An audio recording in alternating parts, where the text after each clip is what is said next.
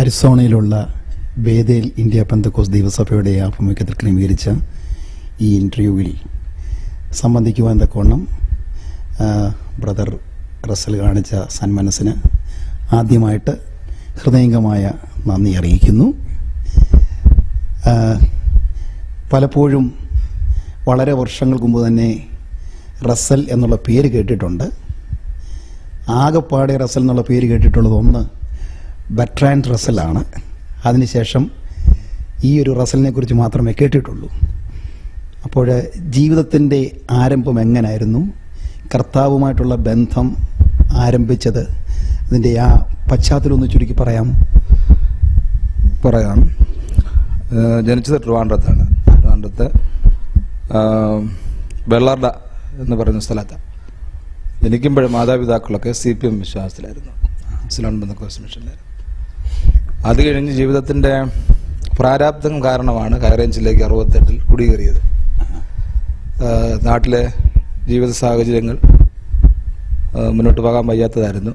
വിശ്വാസത്തിൽ വന്നതിൻ്റെ പേരിൽ ഭൂസ്വത്തും മറ്റും പിതാവിൻ്റെ സമ്പാദ്യത്തിൽ നിന്ന് കിട്ടാതായി, ഓഹരി കുടുംബത്തിൽ നിന്ന് കിട്ടാതായി. മറ്റ് സാമ്പത്തികമായ പ്രയാസം ദാരിദ്ര്യമൊക്കെ കൊണ്ടാണ് ഹൈറേഞ്ചിലേക്ക് പോകുമ്പോൾ എൻ്റെ അമ്മയുടെ മൂത്ത സഹോദരൻ അവിടെ ഒരു സാമ്പത്തിക ശേഷിയിൽ ജീവിക്കുന്ന കാലമാണ് അദ്ദേഹം. അങ്ങനെ 68 ഹൈറേഞ്ച് വന്നു.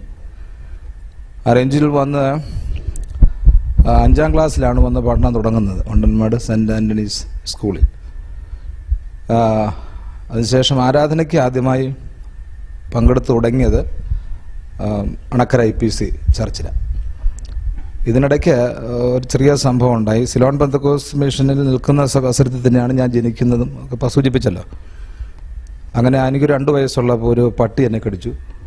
അപ്പോൾ പട്ടിക്ക് വിഷബാധയുണ്ടോ എന്നൊരു സംശയം പിതാവിനുണ്ടായതുകൊണ്ട് എന്നെ ട്രിവാൻഡ്രത്ത് പേപ്പട്ടി ഹോസ്പിറ്റലിലേക്ക് കൊണ്ടുപോയി. അവിടെ ചെന്ന് ചികിത്സ കഴിഞ്ഞ് മടങ്ങി വന്നപ്പം സിലോൺ പെന്തക്കോസ്റ്റ് മിഷനിലെ മൂപ്പനത് രസിച്ചില്ല. അപ്പോൾ അദ്ദേഹം ശാസിച്ചു, ആശുപത്രിയിൽ കൊണ്ടുപോയി എന്ന കാരണത്താൽ സംസാരമധ്യേ പിശാച എന്നൊരു സംബോധന എൻ്റെ അപ്പന് നേരെ തൊടുത്തു വിട്ടു. അത് അന്നത്തെ രീതി അനുസരിച്ച് തെറ്റാന്ന് പറയാനൊക്കില്ല. കാരണം രോഗസൗഖ്യം മാത്രം മതി എന്നുള്ള കടുംപിടുത്ത വിശ്വാസമുള്ള ഒരു കാലഘട്ടമായിരുന്നല്ലോ അത്.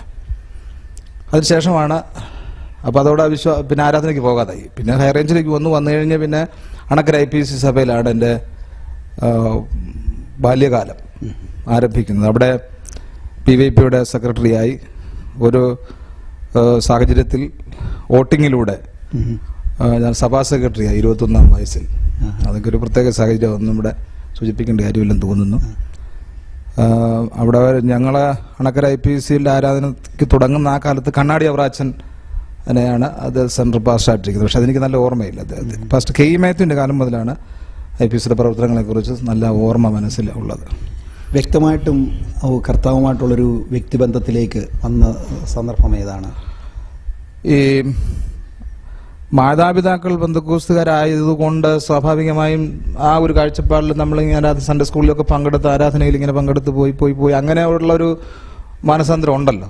വാസ്തവത്തിൽ അത് പാരമ്പര്യമായി ജന്മസിദ്ധമായി കിട്ടിയൊരു വിശ്വാസം. അല്ല പെട്ടെന്ന് ഇങ്ങനെ നാടൻ ഭാഷയെ പറഞ്ഞ തല്ലിപ്പൊളിയായിട്ട് ഇങ്ങനെ നടന്നേച്ചു എന്നോട് രക്ഷിക്കപ്പെടുന്നൊരു അനുഭവം അല്ലല്ലോ അത്. മാതാപിതാക്കളിൽ നിന്ന് പൈതൃകമായി കിട്ടിയ പഠിപ്പിക്കലുകളും നമ്മൾ കൊച്ചിലേ മുതൽ ആരാധനയിൽ കണ്ടു കേട്ട് അറിഞ്ഞതുമായ വിശ്വാസം അനുസരിച്ച് നമ്മൾ രക്ഷയുടെ അനുഭവത്തിലേക്ക് വന്നു. 15ാം വയസ്സിൽ സ്നാനം പറ്റു. അങ്ങനെയായിരുന്നു. 1973 സ്നാനം നടക്കുന്നത്. അങ്ങനെ നമ്മുടെ അത് കഴിഞ്ഞാൽ പിന്നെ സഭയുടെ സജീവ പ്രവർത്തകനാകുന്നു. 21ാം വയസ്സിലൊക്കെ അണക്കര IPCയുടെ സഭയുടെ സെക്രട്ടറി ആയെന്ന് പറഞ്ഞൊരു വലിയ ചരിത്രമാണ്. 21 22 വയസ്സ് കാണുമെന്ന് എനിക്ക് തോന്നുന്നു ആ സമയത്ത്. പിന്നെ അവിടെ ഉണ്ടായ ചില പ്രത്യേക സാഹചര്യങ്ങൾ മുഖാന്തര സഭയിൽ പല പ്രാവശ്യം ഇച്ചിരി വിഘടനമൊക്കെ ഉണ്ടായിട്ടുണ്ട് പല കാലഘട്ടങ്ങളിലായിട്ട്. അങ്ങനെയാണ് പുറ്റടി AG സഭ രൂപീകരിച്ചത്. അത് പിതാക്കന്മാരാണ് അതിന് മുൻകൈ എടുത്തത്. ഞങ്ങളൊക്കെ പിള്ളേരായിരുന്നു. പക്ഷെ ഇന്നത്തെ സാഹചര്യത്തിലായിരുന്നെങ്കിൽ അതുണ്ടാകില്ലായിരുന്നു, അതുറപ്പാണ്. അത്രമാത്രം വിശാലമായ കാഴ്ചപ്പാടേ ഉണ്ടായിരുന്നുള്ളൂ. പ്രശ്നങ്ങൾ അഭിമുഖീകരിക്കാനുള്ള തൻ്റെ ഇടമില്ലായ്മ. പിന്നെ അപ്പന്മാർ പറഞ്ഞു കേട്ട് അങ്ങനെ അങ്ങ് സഭ വിട്ടുപോയി AGയോട് ബന്ധത്തിൽ അങ്ങ് ചേർന്നതാണ്. ബ്രദർ റസലിനെ കുറിച്ച് പലരും പറയാറുണ്ട്, അത് എത്രത്തോളം വാസ്തവമെന്ന് അറിയത്തില്ല, ഒരു കമ്മ്യൂണിസ്റ്റ് ചിന്താഗതിക്കാരനാണ്. അതിനകത്ത് എന്തെങ്കിലും വാസ്തവമുണ്ടോ? വാസ്തവം ഉണ്ട് അതിനകത്ത്. ഉണ്ടത്. ഈ രാഷ്ട്രീയം കോൺഗ്രസും കമ്മ്യൂണിസ്റ്റും എല്ലാം ഒന്ന് തന്നെയാണ്. ഇതിനകത്ത് ഈശ്വരവിശ്വാസവും രാഷ്ട്രീയമായിട്ടൊന്നും കൂട്ടിക്കുഴയ്ക്കേണ്ട കാര്യമില്ല. കോൺഗ്രസിനകത്ത് പോലും നിരീശ്വരവാദികളായ രാഷ്ട്രീയ നേതാക്കളുണ്ടായിരുന്നു. നെഹ്റു പോലും ഭൗതികവാദിയായിരുന്നു.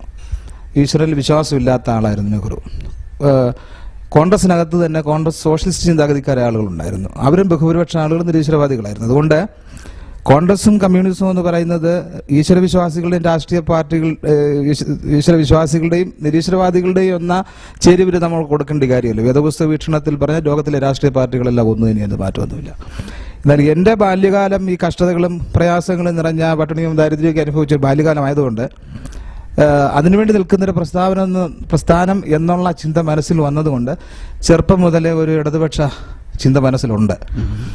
അതൊരിക്കലും ക്രിസ്ത്യാനിത്വത്തിനോ പെന്തക്കോസ്തലിസത്തിനോ ദോഷമായി ഭവിച്ചിട്ടുണ്ട് എന്നെനിക്ക് തോന്നുന്നില്ല. എൻ്റെ വിശ്വാസം അതിൻ്റെ വ്യക്തിപരം. അത് ഞാൻ ഒരിക്കലും സഭാപ്രവർത്തനമായിട്ട് കൂട്ടിക്കെട്ടിയിട്ടില്ല.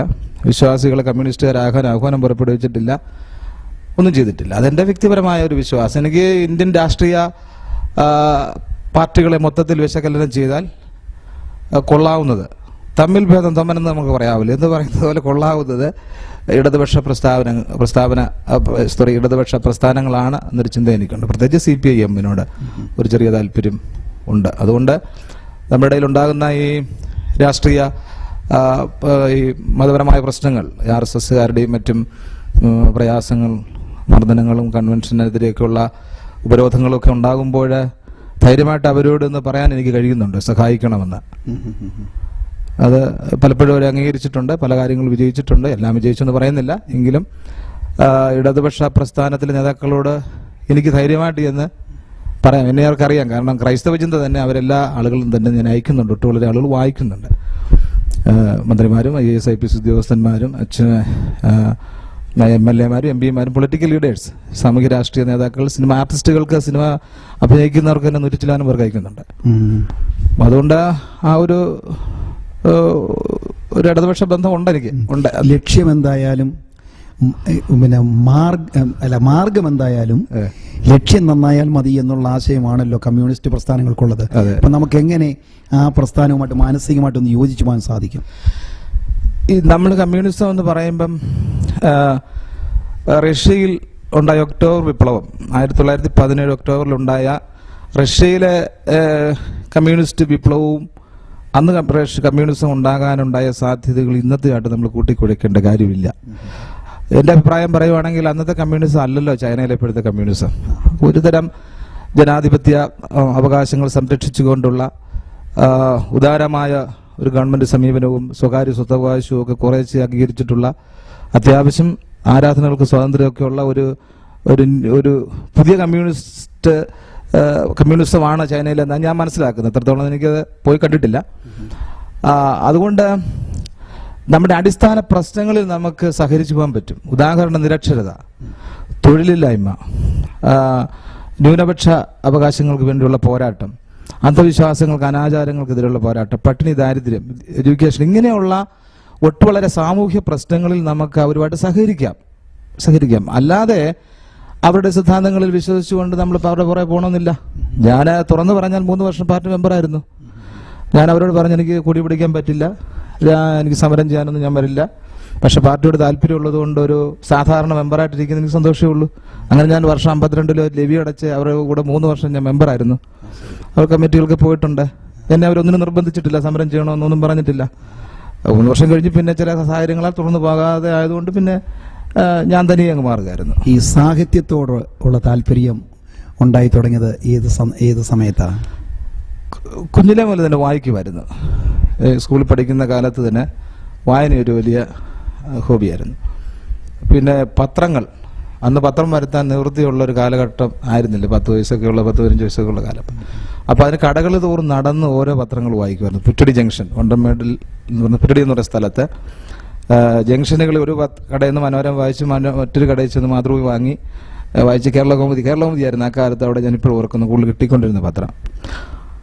അങ്ങനെ വായിക്കുന്നൊരു താല്പര്യമുള്ള ഒരു വിഷയം. എല്ലാം വായിക്കാൻ പറ്റില്ല, ഇൻട്രസ്റ്റ് ഉള്ളതൊക്കെ വായിക്കുമായിരുന്നു. എന്നാൽ ഇപ്പം വായന വളരെ കുറവാന്നുള്ളതാണ് വേറൊരു വസ്തുത. അപ്പൊ ഈ വായനയിൽ നിന്നും രചനയിലേക്കുള്ള ആ ഒരു പരിണാമം അതെങ്ങനെ സംഭവിച്ചു? അതിന് പ്രോത്സാഹിപ്പിച്ചതും കടപ്പെട്ടിരിക്കുന്നതും good news chairman V M Mathew സാറിനോടാണ്, പ്രത്യേകിച്ച് ഗുഡ് ന്യൂസിനോട്. 1978 ഗുഡ് ന്യൂസ് തുടങ്ങുമ്പോൾ തന്നെ ഞാൻ അതിൻ്റെ ഒരു പ്രവർത്തകനായിട്ട് മാറി, ഒരു വോളണ്ടറി വർക്കറായിട്ട്. കയ്യിൽ നിന്നും പൈസ ചെലവാക്കി തന്നെ ഗുഡ് ന്യൂസിന് വേണ്ടി വരിക്കാരെ ചേർത്തും ന്യൂസുകൾ കളക്ട് ചെയ്തും ഇടുക്കി ജില്ല മുഴുവൻ ഓടി നടന്നിട്ടുണ്ട്. ഇടുക്കിയിലെ പഴയ വരിക്കാർ ഇപ്പോഴും പറയും റസലാണ് വരിക്കാരനാക്കി എന്നെ മാറ്റിയതെന്ന് പറയാറുണ്ട് ഇപ്പോഴും. അങ്ങനെ ഗുഡ് ന്യൂസുമായിട്ടുള്ള ബന്ധം, അതിനകത്ത് പിന്നെ കുറേ നാളും ജോലി ചെയ്തു. ഒത്തിരി വർഷങ്ങൾ വോളണ്ടറി വർക്കറായിരുന്നു. എഴുത്തും ഒക്കെയായിട്ട് ഒരു പ്രചോദനം കിട്ടിയത് ഗുഡ് ന്യൂസ് മാറുകയാണ്. അവിടെ നിന്ന് ആണ് എഴുത്ത് ആരംഭിച്ചത്. കാരണം നമുക്ക് ചുവരില്ലാതെ ചിത്രം എഴുതാൻ പറ്റില്ലല്ലോ. നമ്മുടെ ഒരു സാഹിത്യരചന ആദ്യമായിട്ട് അച്ചടിച്ചു വരാൻ കഴിഞ്ഞത് ഗുഡ് ന്യൂസിൽ നിന്നാണ്. അപ്പൊ ഈ പത്രപ്രവർത്തനത്തോട് പ്രത്യേകമായ താല്പര്യം ഉണ്ടായിരുന്നു ആ സമയത്ത്?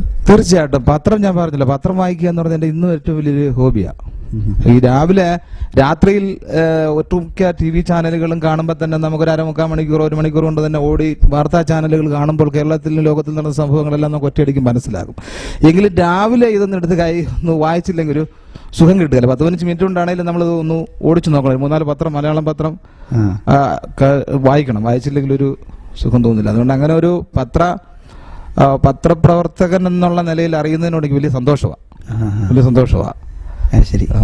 ഈ പിന്നെ ക്രൈസ്തവ ചിന്ത എന്ന ഒരു മന്ത്ലി പബ്ലിക്കേഷൻ ആരംഭിക്കാനിടയായെന്ന് മനസ്സിലാക്കുന്നു. അത് ആരംഭിക്കാനുള്ളതിൻ്റെ പശ്ചാത്തലം എന്താണ്? ഇപ്പോൾ അത് എത്ര വർഷമായി? ഏത് നിലയിൽ ക്രൈസ്തവ ചിന്തയിൽ പ്രവർത്തിക്കുന്നു? നമ്മുടെ ക്രിസ്ത്യൻ പശ്ചാത്തലത്തിൽ ഒരുപാട് പത്രങ്ങളുണ്ട്. ഞാൻ പേര് പറയുന്നില്ല. ഒന്ന് ഗുഡ് ന്യൂസ് ആണ്. നിരവധി പത്രങ്ങൾ നമുക്കുണ്ട്. ഇതെല്ലാം തന്നെ നല്ല പേപ്പറുകളാണ് പലതും. ഒന്നും മോശമാണെന്ന് പറയുന്നില്ല. ഓരോ ലക്ഷ്യത്തിന് വേണ്ടി നിലകൊള്ളുന്ന പത്രങ്ങളാണ്. അപ്പൊ എൻ്റെ ആഗ്രഹം എന്ന് പറയുന്നത് ഒരു പെന്തക്കോസ്തുകാരൻ്റെ ഒരു പത്രം പെന്തക്കോസ്തുകാരല്ലാത്തവനെ കൊണ്ട് വായിപ്പിക്കണം. അതാണ് എൻ്റെ പരമമായ ലക്ഷ്യം എന്ന് പറയുന്നത്. എല്ലാ പത്രങ്ങളെല്ലാം തന്നെ അതത് സഭകളുടെ ആളുകൾ വായിക്കുന്ന ആ സർക്കിളിൽ കിടന്നത് കറങ്ങുക. അപ്പൊ എന്റെ ലക്ഷ്യം എന്ന് പറയുന്നത് ഞാൻ പെന്തക്കോസ്തുകാരനായിരിക്കുന്നിടത്തോളം കാലം ഞാൻ ഇറക്കുന്ന ഒരു പേപ്പർ പബ്ലിക്കിനെ കൊണ്ട് വായിപ്പിക്കണം. അപ്പൊ അതിനകത്ത് എന്താണ് റിയൽ ക്രിസ്ത്യാനിറ്റി എന്നൊക്കെ കുറിച്ച് എനിക്ക് പ്രതിപാദിക്കാനായിട്ട് കഴിയും. അതുകൊണ്ടാണ് ക്രൈസ്തവന്റെ ലക്ഷ്യമിടുന്നത് മറ്റുള്ള ആളുകളെ കൂടുതലും, പബ്ലിക്കിനെ, മറ്റു സമുദായസ്ഥരെ, രാഷ്ട്രീയക്കാര്, അങ്ങനെയാണ് ചെയ്തുകൊണ്ടിരിക്കുന്നത്. ഞാനാണ് ഇപ്പൊ എന്റെ ചീഫ് എഡിറ്റർ. പിന്നെ മാമൻ ചെമ്പകശ്ശേരി യുണൈറ്റഡ് നേഷൻസിൽ ലെഫ്റ്റനന്റായി റിട്ടയർ ചെയ്ത CM മാമൻ, അദ്ദേഹമാണ് എൻ്റെ ചെയർമാൻ. പിന്നെ ഞങ്ങൾ കുറെ പ്രവർത്തകർ എൻ്റെ ബോർഡിൽ ഉണ്ട്. അങ്ങനെ ഞങ്ങൾ എല്ലാവരും കൂടിയാണ് ചേർന്ന് പ്രവർത്തിച്ചുകൊണ്ടിരിക്കുന്നത്. നമ്മുടെ ആത്മീക മണ്ഡലത്തിൽ പല പത്രങ്ങളും അവരുടേതായ പ്രത്യേകമായ ലക്ഷ്യത്തിനു വേണ്ടി നിൽക്കുന്നെന്ന് ഇപ്പം ബ്രദർ ഓർപ്പിച്ചല്ലോ. പല പത്രപ്രവർത്തകരുടെയും പിന്നെ അവരുടെ പ്രവർത്തനം പരിശോധിച്ചാൽ തൂലിക മൂർച്ചയുള്ള വാളാണെന്ന് പറയാറുണ്ട്. പക്ഷെങ്കിൽ പലപ്പോഴും ആ മൂർച്ച നഷ്ടപ്പെട്ട ഒരവസ്ഥ പോലെ തോന്നാറുണ്ട്. അപ്പോഴ് ആ നിലയിൽ എന്താണ് അവര് അതും ശരി ഇതും ശരി എല്ലാം ശരി എന്നുള്ള മട്ടിലുള്ള ഒരു മീഡിയം വേയിൽ അവർ പോകാൻ താല്പര്യപ്പെടുന്നതിന്റെ കാരണം എന്താണ്? പലരും എനിക്ക് തോന്നുന്നത് അത് സാമൂഹ്യ ബന്ധങ്ങളാണ്. ഇപ്പം ഞാനീ പത്രപ്രവർത്തനത്തിനും തുറന്നെഴുതുന്നതിനും പ്രാധാന്യം കൊടുക്കുമ്പോൾ തന്നെ സുഹൃബന്ധത്തിനും കൂടെ വലിയ സ്ഥാനം കൊടുക്കുന്നുണ്ട്. ഇപ്പൊ എന്നെ സഹായിച്ചൊരു മനുഷ്യൻ അവനൊരു സാഹചര്യത്തിൽ തെറ്റിപ്പോയി അവനെതിരെ എഴുതില്ല സാഹചര്യം ഞാൻ എഴുതുകയില്ല. ഞാൻ എഴുതത്തില്ല. കാരണം അവൻ എനിക്ക് ചിലപ്പോൾ എന്തെങ്കിലും ചായഗിരി മേടിച്ചെന്നിട്ടുള്ളവനായിരിക്കും. എൻ്റെ ഒരു ആവശ്യത്തിൽ